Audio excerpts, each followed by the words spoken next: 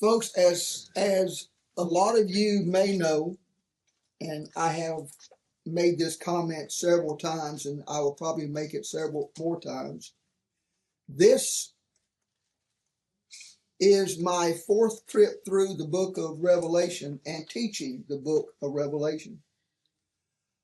Of all the books in the Bible, I probably love this book more because of the amount of study that I have actually put into this book.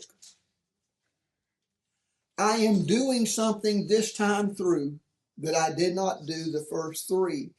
And I am basically ashamed that I didn't do it the first three. What I'm trying to do is I'm giving you as much history as I possibly can, setting up the churches. I want to give this history because whenever that we get into the actual letter and we start studying the letter, I personally believe with all my heart that it is going to make the letter start to click as to why Jesus is saying what he is saying because of what is going on in that particular church.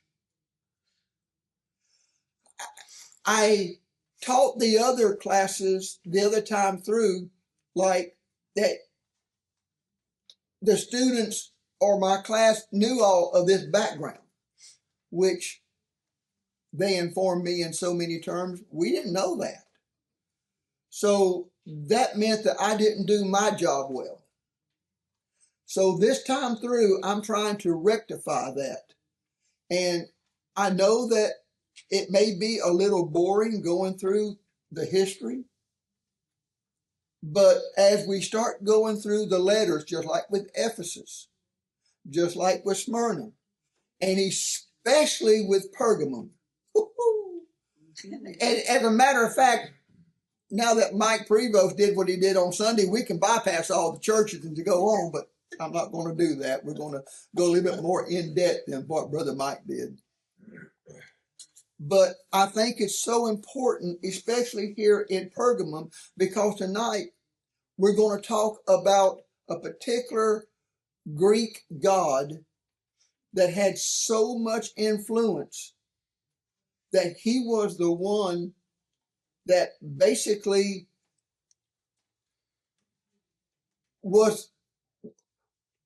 made the church and so I don't want to give it away until we get there, but never mind. I'll just go into it and you'll see what I'm talking about when I get there.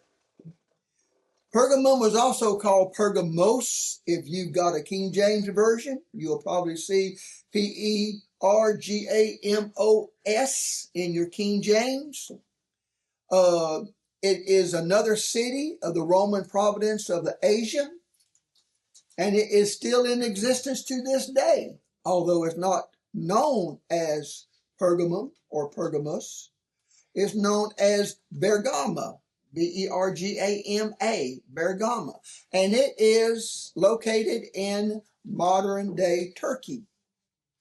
Now, it is primarily today a Muslim city.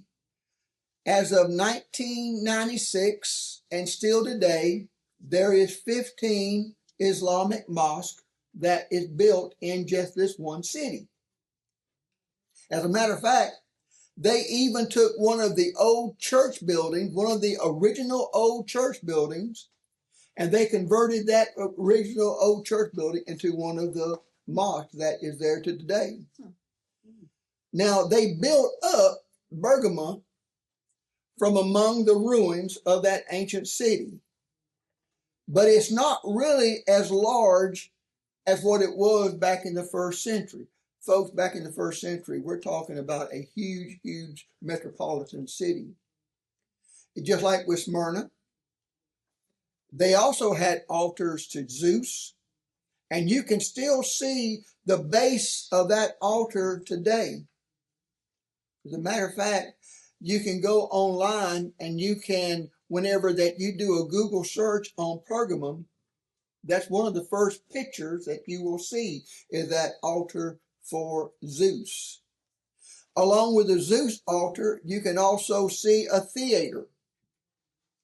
And they had something else called a agora, Agora. They had a gymnasium, keep in shape, and they had pagan temples. Now, this agora is a huge temple-like feature. And this is important because this will come into play when we start looking at the guilds and why that, and when we get to, folks, as I'm teaching this lesson tonight, in the back of your mind, and I'm going to bring it up, think Mark of the Beast. Think Mark of the Beast. And I'm going to bring it up. And I know that's laying ahead of us, but I'm going to start planting the seed and laying the foundation. So when we get there and I tell you about it, you won't go, huh? You will at least have some type of foundation about what we're talking about, okay? So this agora, it had 14 feet columns, and only one corner of this agora is still visible today. The rest of them the columns have fell down, and it is in disarray, but you can get online and you can see the one corner of it. And although it might look like a temple, what it really was, folks, was a marketplace. It was a place for public assembly, and it was also used for some state, some religious type of gatherings, but its primary purpose was for the city inhabitants to come and conduct trade and to come and hold meetings. Think of it like almost like if you've ever watched the Christmas story of oh my goodness, Scrooge. You know, he goes down in England. They had the area for the stock exchange. This was basically like that, an area of town that they could come together and they could buy and sell trade. They would literally set up shop. The guilds would come in. The guilds would set up clothing shops. They would set up like hardware shops. They would set up even drawing shops. And I mean art stuff. We'll get into that in just a few minutes. And also food. And a lot of different food. So that's what that you're looking at with this agora. Now, the chief exports from the city then, and it's funny because it's still the same way today, is cotton. You don't think about cotton fields over there, but cotton, wool, leather, and opium. The opium back then was used for pain.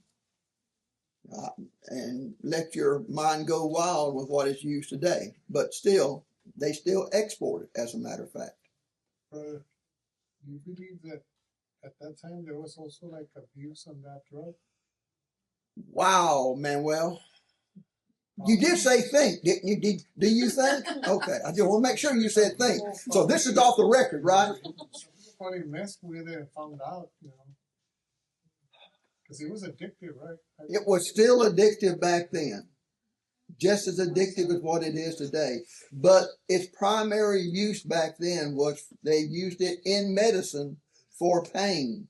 And whenever I tie it together with the medicine in just a few minutes, you'll see why that the opium was so important and why that they exported it out of here.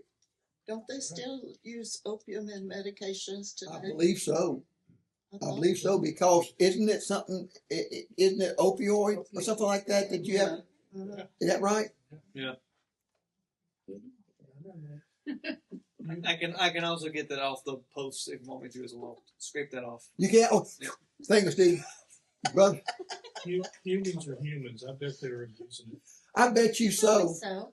You know, because it would make sense to me that, yeah, humans are humans. That's right. Either back then or today. Made them feel good, Yeah. so they probably take more. Now, the ancient Pergamon city itself was located about 3 miles from the Caicus River. Now, the Caicus River it is a river that comes off of the main sea, and the city was about 3 miles from the Caicus River and about 15 miles off of the sea. Now, this Caicus River was not a small river. I've seen pictures of rivers that they have here in Texas, and some rivers back home we call streams, but they call them rivers over here. But this was think of a small Mississippi River whenever you think of the Caicus River. As a matter of fact, it's so big that they actually have ship traffic for them. Ships could actually go in and out and pass and transit. So it was pretty wide as well as pretty deep. There were two tributaries coming off of the Caicus River. One of them was called the Silanus, and the other one was the Cataeus. These two tributaries come out, and right in the middle was the little town at that particular time of Pergamus. As a matter of fact, when they built the city, the Salinas River went right through the middle of town. That's where they got their water. And the Cataeus River come around the side of the outside and literally made like a moat to protect the city from being captured, which several people tried, but the river helped. Cliff, I read that Pergamus was built like on a hill, like up on a hill. Yes, ma'am, it was. And the river, and of all things, the city wall was down by the river, and the city was built up here. Oh, okay. It was very, if you see, there is a website, Bobby, I've got it bookmarked. Let me go and let me tell you what that website is. But what it does is it shows you a 3D image of how that Pergamon set up here, and how that the hill and how that the wall that was surrounding it went. And they dug canals, and one river went through the city, through the mountain, and the other one went around it. Pretty neat the way that they did. From 283 to 263 BC, there was an individual by the name of Philoterus. He was the founder for the Greek dynasty that started it, and he set up what they call the Attalid kings. Now, the Attalid kings was the first dynasty to bear the title of king in that particular area. They didn't have kings there for some reason. So Attalus I, or Attalus the First, he reigned from 241 BC to 197 BC, and he had a nephew. The nephew was Philoterus. Not only did he adorn the city with beautiful buildings, because he built buildings that were just, according to what Eusebius says, which is one of the Greek historians that I have quoted in here a lot, and I read a lot of his stuff, that some of the building work was done out of marble. Actually built whole buildings out of marble. So it must have been something to actually see of. It was one of the most wonderful cities to the east, but he added to his kingdom, along with that, Mysia, Lydia, Carius of Pamphylia, and also Phrygia, which made up his whole particular area there. So he became the richest king, and during his particular reign of 197 BC to 159 BC, that city become the greatest that there was in that area, and it went to the heights. Now, this is something that I found very interesting.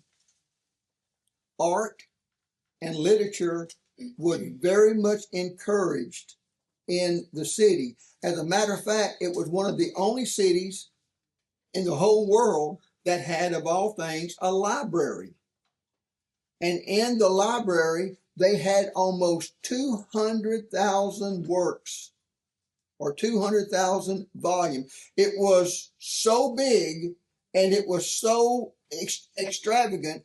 It was one of the wonders of the old ancient world. It must have been something to look at.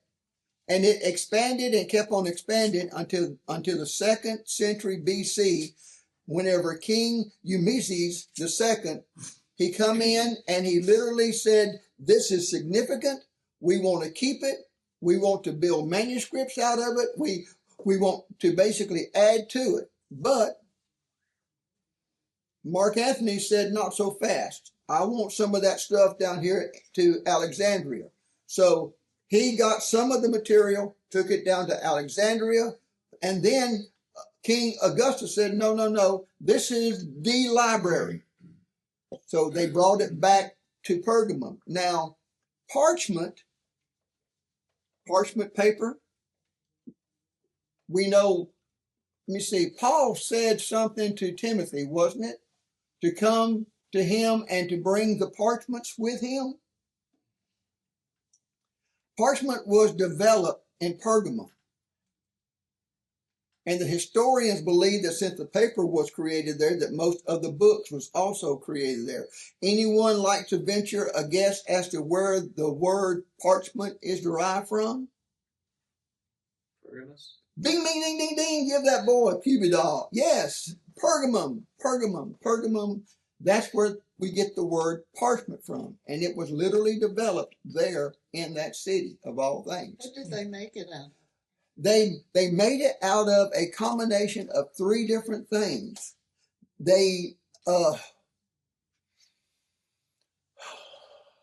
Bamboo, one of them?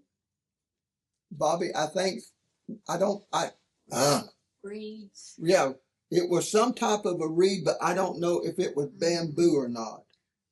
Let me make myself a note. That is a good question, Bobby, that I don't have a good answer for, but I'll do better than that next week. I'll look it up too.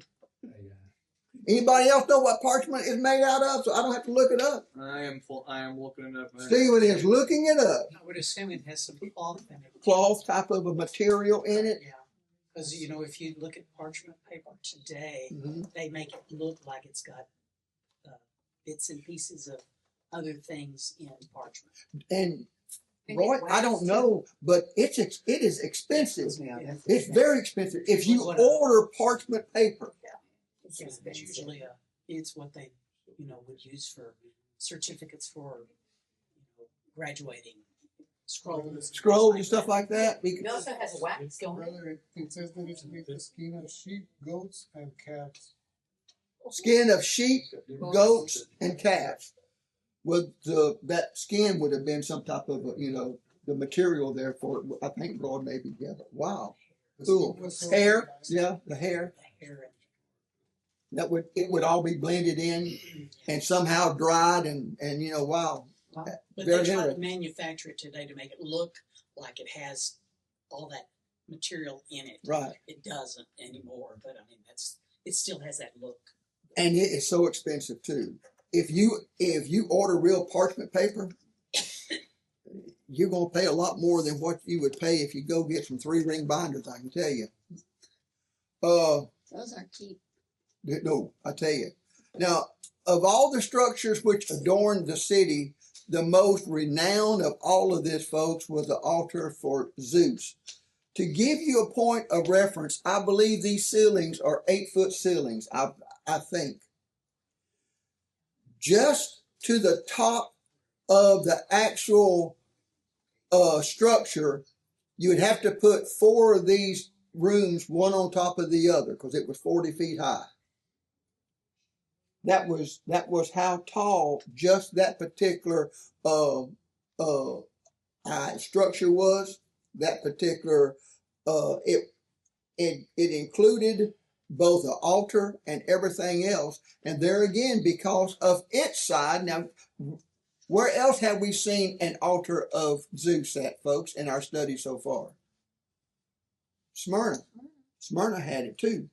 But this one was actually bigger than the one in Smyrna, so much that it was also one of the wonders of the ancient world. In 133 BC, Attalus III, the last king of the dynasty, died, and he said, well, since I'm going to die, and I know that I'm going to die, I'm going to give you everything I have to the Roman government. Gee whiz, thanks. So the original Roman province of Asia was formed, and Pergamon was made the capital because Rome didn't want to deal with stuff over there, so they just made that the capital. Now here is a point of interest to me. Do we have any coin collectors here in the class? Anybody like Brother Manuel? You do? I used to collect them. I stopped. You stopped, but you used to collect. Anybody else collect coins? Upon the establishment of the province of Asia, there was a new series of coins made in Pergamum, which continued through to the 3rd century AD. Now, how much would you venture to guess that if you found one of these coins for a collector, how much you think that would cost today's money? Surprisingly, folks, and this shocked me, there are still many of these coins, I guess you would call it in circulation, or that you're able to find. So if you find one of these true coins, based upon the quality of the metal, it's only worth about $500. Oh, wow. That's it. But between $300 and $500, if you can produce one of these coins based upon the I guess the degree of the metal, or the quality of the metal and the quality of the coin, it's basically only worth about $500 maybe. So let's look at the pagan religion now, because that's something that we're going to be studying when we actually get to the book. Just like in Smyrna, Pergamum had their share of pagan religious gods. They had temples as well. As we alluded to earlier, there were temples of the 4 pagan gods that were just like what was in Smyrna. You had Zeus, you had Dionysus, you also had Athena, and Eusebius. Boys heard me say Eusebius. Asklepios. Very interesting. Now let me step away from this just a moment, and let me give you a small lesson in Greek mythology, because it's important on where that we're going, folks. This will help you to understand the pagan worship that the Christians there in Pergamum had to fight against and had to suffer against. Eusebius set his birth would basically be the stage that set up his prominence and set up his power in Greek mythology. Because his birth, he was given the name Eusebius. Does anybody want to venture to guess what that means? To cut open. To cut open. Now, why would he come up with a name like that? You see, Eusebius was born to Apollo. And of course, Apollo was the son of Zeus and Leto, twin brother of Artemis. And had to be a mama in there somewhere. So Apollo married a mortal woman by the name of Coronis. Now Coronis, she tricked Apollo. She told Apollo, I'm infertile. I can never get pregnant. So Apollo married her. Well, she did get pregnant. And when she did, it made Apollo so mad that he killed her. Killed her out of anger, but wanted to keep his son. So he cut open her womb and took his child out. That was the reason for the name Asclepius.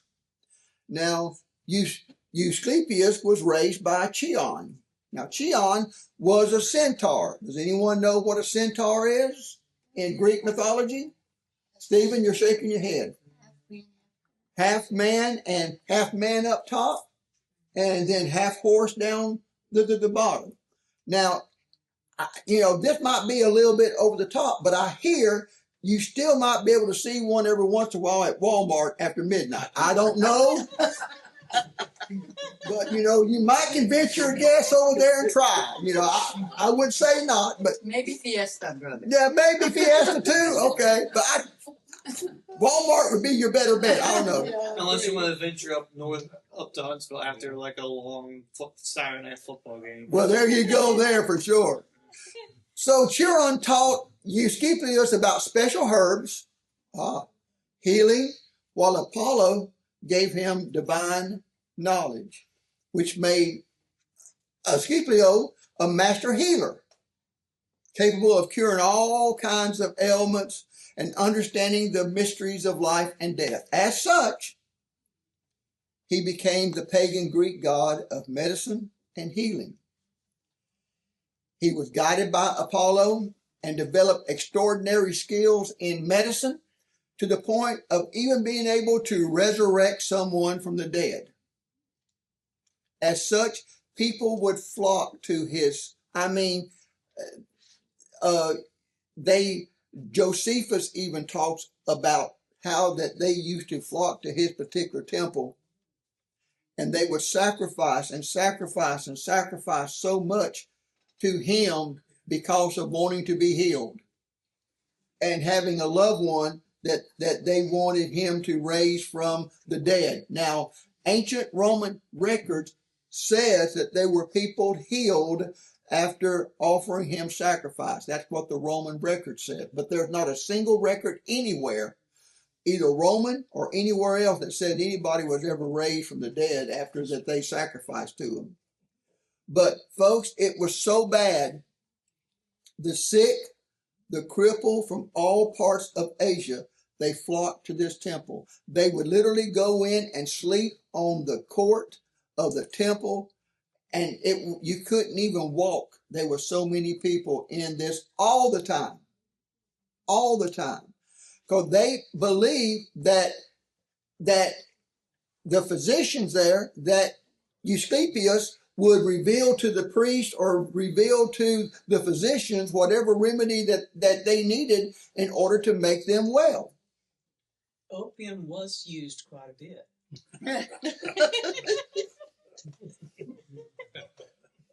Yeah. I mean, that whole story. Believe me, and they believe that too. They believe that. Now, let me ask you a question. With that type of right there in front of you, and these people thinking that this particular God could heal them, how much influence would that be over people? If you didn't know about Jesus Christ, if you didn't know about the Almighty God, you knew about Asclepius, and that he might be able to heal you if I sacrificed it to him, how much influence would that be over people that lived in that city? Quite a bit. I would think it would be quite a bit. Now, let's get something straight, folks. Being a physician did not require one to follow pagan religion. If you remember, there was a very, very popular Christian physician that wrote the book of Acts, who was Luke. Now, Pergamum was also a chief religious center of the whole province of Rome for imperial worship. Now, this folks, what I'm about to get into right now, please listen to me. In Pergamum, there was 3 temples that had been built for the Roman emperors, and that they would come from all over the Asia to come to those temples to worship as gods on earth. Being the capital of the province and having 3 temples dedicated to emperor worship, which they were, Pergamum was a headquarters for an imperial cult known as Concilia. Remember Concilia. We will study about this cult all through the book of Revelation. Concilia was a tribal assembly for common people who come together, and they elected their own magistrate. They passed laws that was binding on the entire state. Now you might ask, why is this important? Well, I'll tell you why. Because it was this cult, listen, it was this cult who was responsible for enforcement of the state religion. The city was loyal to Rome. 3 temples dedicated to emperor worship. It was only natural that it would become the center for this imperial cult. No, I could not find any one of the historians that could tell me how many people was made up of this cult. But it was a huge number of people. And they would go out. And their job was to mingle and watch and report. Mingle, watch, and report. In 29 BC, the Concilia built a temple. Now, this temple was the purpose of worship for Augustus Caesar. You could worship everybody else that you wanted to, but at the end of the day, you had to come in and you had to worship Augustus Caesar. They were unrelenting when it came to the enforcement of imperial worship. And they built another temple to our good friend Domitian when he came into power, because he insisted on it, and they did it anyway. It was possible, according to Eusebius, he reckons that it is this particular cult that got John, the Apostle John, banished to the Isle of Patmos for his particular stance about Christ. It was certainly the Concilia who was responsible for confiscating material possessions that were taken from the Christians who refused to serve in the Roman army or refused to bow down to the gods, which included emperors. It was also the Concilia who would issue certificates to those who they witnessed burning incense and worship Roman emperors. They would notice people worshiping Roman empires. They would give them a certificate. With this certificate, these were important certificates. These certificates you had to have, because if you did not have this certificate from the Concilia, you could not buy, you could not sell food, you could not participate in any land transaction or benefit from any government programs. You must have that certificate. Please remember about this certificate when we start talking about and studying the mark of the beast. This is crucial, folks. When you're studying the book of Revelation, this is why I wish I'd have done this the first 3 times. I did not mention this. I did not go over this. And when we started talking about the mark of the beast, I got so many questions I can't even imagine. They had to have this certificate. It was issued by the Concilia. Without the certificate, guess who didn't have one, folks? Guess who didn't have a certificate? Christians. Christians, Why didn't they have a certificate, folks? because they wouldn't worship the Where emperor. it's equal and where Satan will. That's right. And without the certificate, you couldn't buy, sell, do anything. The guilds would not allow you to even there where that they would meet. You could not do any transact. You could not do anything. Christians could not do anything. And once they found out that you did not worship, then they would come in and they would steal your possessions. A lot of times they would throw you in prison. A lot of times you would go down and you would be the ceremony down at the amphitheater. It's no wonder, folks, that the Christians located in Pergamum were suffering, as they were first in line for the dispensement of persecution because of the emperor cult empowerment that they had for the emperors and the support by the full strength of the Roman army. Sitting there at the house, minding your own business, the door flies open. Here comes the army. Everything that you own now goes out the door. Your wife goes that way. You go that way. If you have any children, they go into, well, you hope that maybe they live. Sometimes they didn't. Did they not also have a stone that they had to show a stone, like at a trial or something? They had show a stone. A white stone.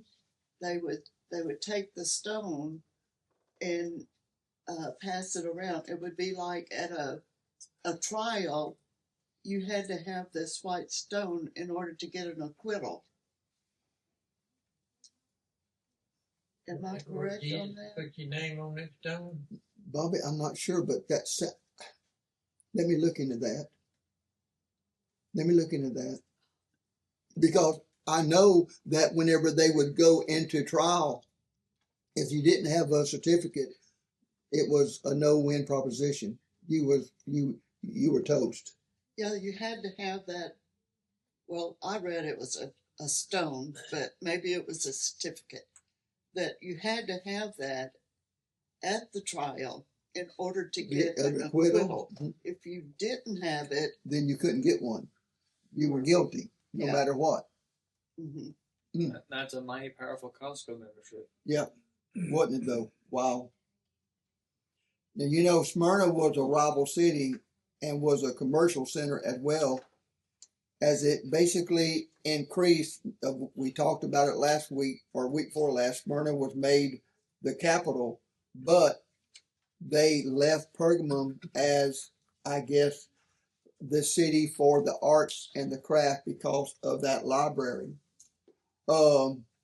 It was a pretty big city, as I said in the beginning. They had over 100,000 inhabitants. And they also had a